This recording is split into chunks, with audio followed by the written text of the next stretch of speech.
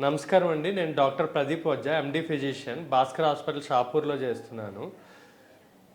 ఈరోజు మనం ఒక అవేర్నెస్ గురించి ఒక వీడియో చేస్తున్నాం అండి. అదే క్యాన్సర్ గురించి తెలుసుకుందాం ఈరోజు. అంటే చాలామందికి క్యాన్సర్ గురించి చాలా అపోహలు ఉన్నాయి, చాలా మిస్ఇన్ఫర్మేషన్ అంటే రాంగ్ ఇన్ఫర్మేషన్ ఉంది. క్యాన్సర్ వస్తే ఖచ్చితంగా చచ్చిపోతారని అనుకుంటారు. అండ్ ఆల్సో క్యాన్సర్లో కూడా కొన్ని వేల రకాలు ఉండడం వల్ల ఏ క్యాన్సర్ ఏంటి, అసలు క్యాన్సర్ అంటే ఏంటి, దానికి లక్షణాలు కానీ ఏమీ తెలియక చాలామంది భయపడుతూ ఉంటారు. సో అందుకే నేను క్లియర్గా మీకు అర్థమయ్యేటట్టు క్యాన్సర్ అంటే ఏంటి, దీని ట్రీట్మెంట్స్ ఏంటి, ఇవన్నీ కూడా మనం తెలుసుకుందాం. మామూలుగా మన బాడీ అంటే మన ఫుల్ బాడీ మన ఏదైతే ఉందో ప్రతి అవయవం కాదు కదా, మన స్కిన్, ఫేస్, కళ్ళు అన్నీ కూడా సెల్స్తో అంటే కణాలతో తయారవుతాయి. మన బాడీలో ప్రతి పార్ట్ ఒక కొన్ని కోట్ల కణాలతో తయారవుతుంది అనమాట.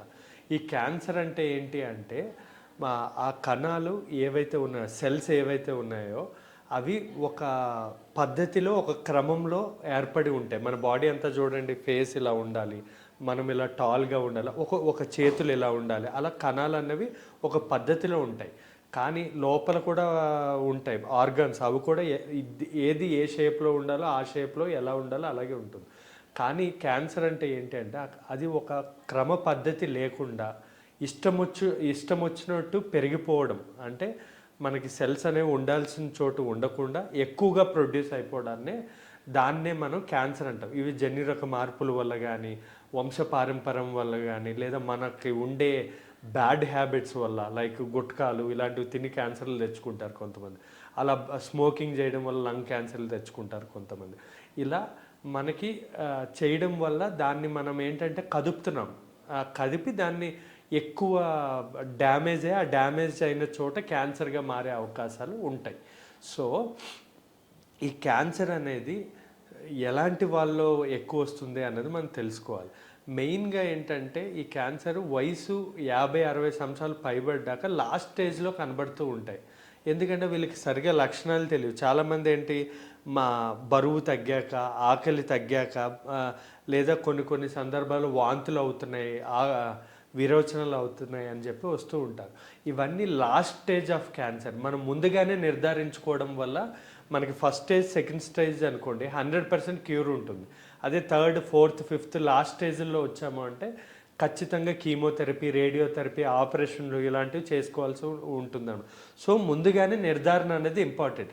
మీరు అనొచ్చు, అసలు క్యాన్సర్ లక్షణాలే లేనప్పుడు నిర్ధారణ ఎలా ముందుగానే మనం చేస్తామని మీకు డౌట్ ఉండొచ్చు. లక్షణాలు అంటే మీరు డాక్టర్ దగ్గరికి వెళ్తే లక్షణాలు, ఫర్ ఎగ్జాంపుల్ చెప్తున్నాను, 50 సంవత్సరాలు దాటిన వాళ్ళు ఉంటారు.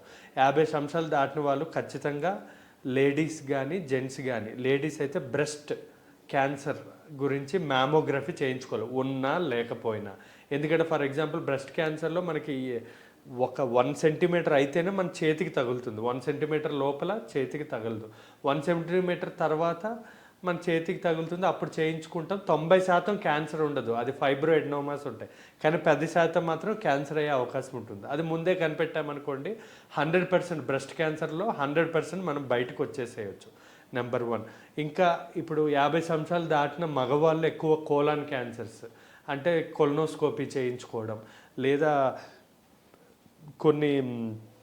కొన్ని టెస్ట్లు ఉంటాయి, లైక్ మార్కర్స్, క్యాన్సర్ మార్కర్స్ అని చెప్పి, మల్టీ క్యాన్సర్ డిటెక్షన్ టెస్ట్లు అని చెప్పి, ఇలాంటి టెస్ట్లు కొన్ని ఉంటాయి. ఆ టెస్ట్లు చేయించుకోవడం అనేది చాలా ఉత్తమం, లైక్ 50 సంవత్సరాలు పైబడిన వాళ్ళకి.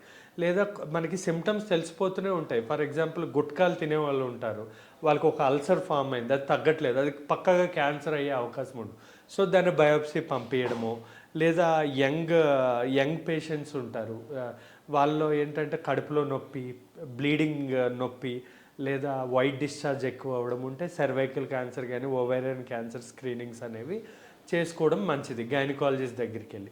అలా మనం డాక్టర్ దగ్గరికి వెళ్తే, మంచి డాక్టర్ దగ్గరికి వెళ్తే వాళ్ళ క్యాన్సర్ ఉందా లేదా అన్నది వాళ్ళు టెస్ట్లు అనేది నార్మల్గా చేసి నిర్ధారిస్తారు. కానీ 50 సంవత్సరాలు దాటిన వాళ్ళు ఒక్కసారి క్యాన్సర్ స్క్రీనింగ్ అనేది చాలా ఇంపార్టెంట్ అండి. ఇప్పుడు మనం ఈ క్యాన్సర్లు ఎలా తెలుసుకోవాలి, ఎన్ని రకాలు అనేవి చెప్పాము. ఇంకా చాలా రకమైన క్యాన్సర్లు ఉంటాయి.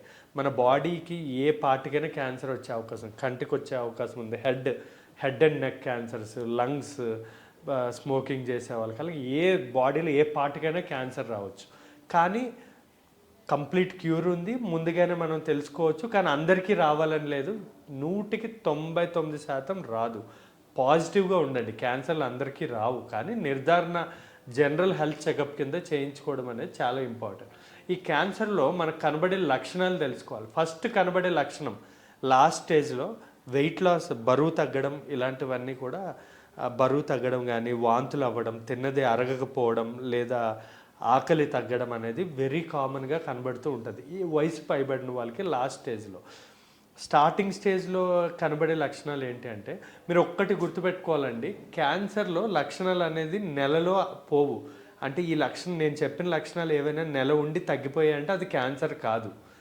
అది రిపీటెడ్గా పెర్సిస్టెంట్గా 6 నెలలు, సంవత్సరం నుంచి ఇలాంటి లక్షణాలు ఉంటే అప్పుడు మనం క్యాన్సర్ గురించి ఆలోచించాలి. For example, aged people benign prostatic hypertrophy అంటాం. వాళ్ళు ఏంటంటే మూత్రం నుంచి బ్లడ్ రావడం, లేదా మూత్రం వెళ్ళడం ఇబ్బంది అవ్వడం, ఇలాంటివి. అది 50 సంవత్సరాల తర్వాత వస్తుంది అనమాట. లేదా మోషన్స్లో బ్లడ్ రావడం, లేదా ఇందాక మాట్లాడుకున్నాం కదండి, మానని పుండ్లు. కొంతమందికి ఎక్కడైనా పుండు అయిందంటే తగ్గిపోవాలి నెల రోజుల్లో.